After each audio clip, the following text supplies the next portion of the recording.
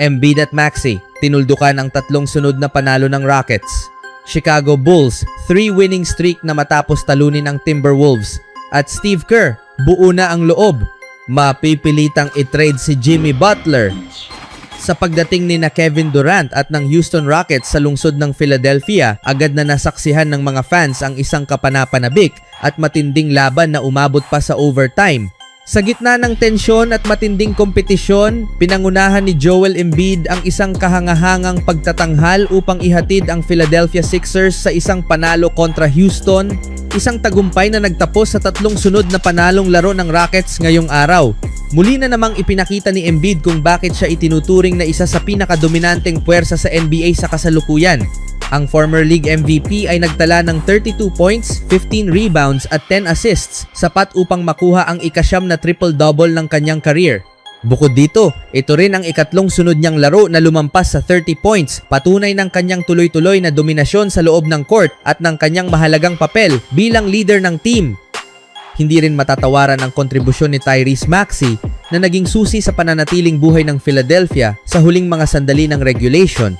Sa isang mahalagang opensa, ipinasok ni Maxey ang basket na nagtay ng laro at nagtulak sa laban sa overtime. Sa karagdagang 5 minuto, ipinakita ng Sixers ang mas mahusay na depensa at opensa. Tinalo ang Houston sa 13-7 upang tuluyang masiguro ang panalo. Nagtapos si Maxey na may 32 points at 10 assists para sa isang impresibong double-double, habang nagdagdag si Kelly Oubre Jr. ng 26 points upang suportahan ang balanse at agresibong opensa ng Philadelphia. Sa panig naman ng Houston Rockets, pinangunahan ni Kevin Durant ang kanilang opensiba matapos magtala ng 36 points. Ipinakita niya ang kanyang veteranong kakayahan at scoring prowess sa buong laro. Nag-ambag din si Amen Thompson ng 17 points, ngunit sa kabila ng kanilang pagsisikap, hindi ito naging sapat upang mapahaba ang mainit na winning streak ng Rockets.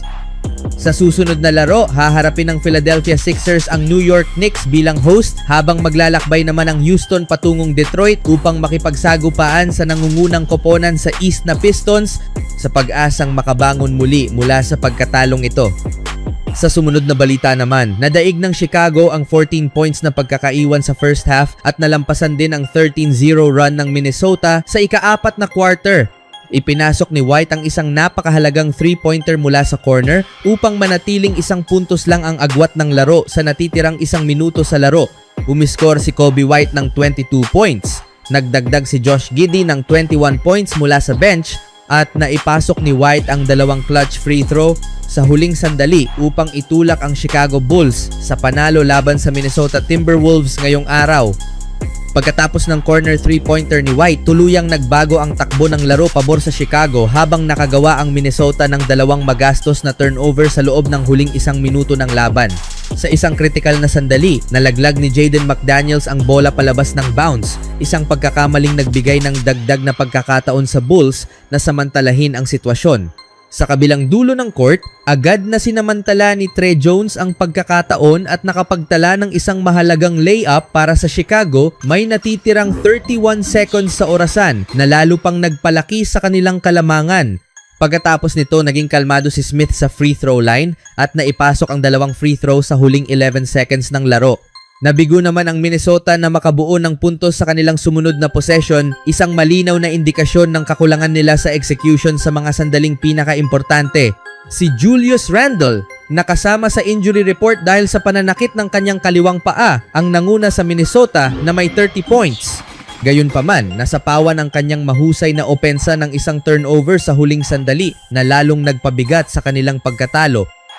Nag-ambag din ng tig 20 points sina Anthony Edwards at Naz Reid, habang nagtala si McDaniels ng 16 points sa kabila ng kanyang mahalagang pagkakamali.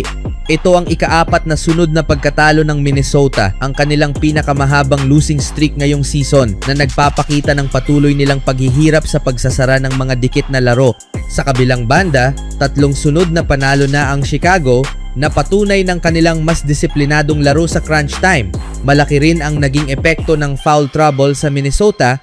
Maagang napasok sa problema si Edwards at nagtapos na may 5 foul na nakaapekto sa kanyang aggressiveness sa depensa. Samantala, agresibong umatake ang Bulls at nagresulta ito sa 33 free throw attempts, kung saan 27 ang kanilang naipasok kumpara sa 15 attempts lamang ng Wolves. Sa kabuuan, ipinakita ng laban na ang disiplina, tamang desisyon at composure sa huling minuto ang siyang naging susi sa panalo ng Chicago. Sa susunod na laro, tatanggapin ng Bulls ang Boston ngayong linggo habang tatanggapin naman ng Timberwolves ang Golden State sa parehong araw. Sa huling balita, nangangapa ngayon ang Golden State Warriors matapos ang season-ending injury ni Butler at tila tuluyang naglaho ang kanilang tsansa na lumaban para sa titulo ngayong season maliban na lang kung may mangyaring milagrosong trade bago ang deadline sa susunod na buwan. Malamang na hindi ipagpalit ni na Mike Dunleavy Jr. at ng front office si Butler sa loob ng susunod na 2 linggo, ngunit si head coach Steve Kerr ay kahit hindi sinasadya, perpektong na ipaliwanag kung bakit dapat pag-isipan ng Warriors ang pag-trade sa 6-time All-Star matapos ang kanyang injury.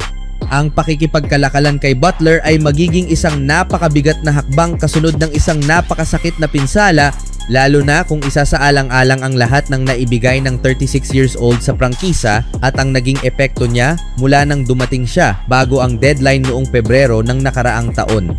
Gayunpaman, hindi siya ang pangunahing superstar ng prangkisa, ang titulong iyon ay kay Stephen Curry.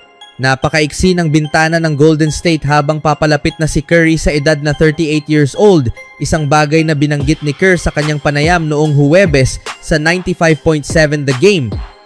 Ibinahagi ni Kerr ang matinding panghihinayang sa pagkawala ng pagkakataong makipagkumpetensya gamit ang veteranong core ni na Curry, Butler, Green, lalo na't naniniwala ang team na may kakayahan pa rin silang maging lehitimong banta kahit hindi maganda ang simula ng season. Bagamat hindi rin hayagang tatalakayin ni Kerr ang ideya ng pag-trade kay Butler, ang kanyang mga sinabi mismo ang dahilan kung bakit dapat itong ikonsidera ng Warriors. Ang pintuan ng makatotohanang kompetisyon ay tila isinara ng injury niya, ngunit posible pa itong muling mabuksan sa pamamagitan ng isang malaking trade bago ang deadline sa susunod na buwan.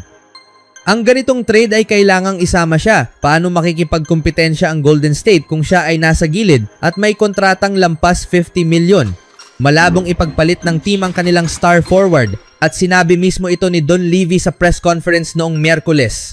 Gayunpaman, bahagyang iniwang bukas ang posibilidad ni Jake Fisher nang sabihin niya ngayong araw, wala silang planong ikonsidera ang anumang galaw na kinasasangkutan ni Butler maliban na lang kung may isang tunay na top tier na target ng trade ang pilit na gustong makipag-partner kay Curry. Walang senyales ng pagbagal. Si Curry, na naging pinakamatandang guard, na naging all-star starter habang nag-a-average ng mahigit 27 points kada laro ngayong season. Ngunit hindi maaaring balewalain ng Warriors ang ganitong antas ng laro. Hindi rin natin alam kung nasaan na si Curry pagdating ng 2027 playoffs makalipas ang 15 months, lalo na si Butler na magiging 37 years old at babalik mula sa isa sa pinakamalulubhang injury na maaaring maranasan ng isang atleta.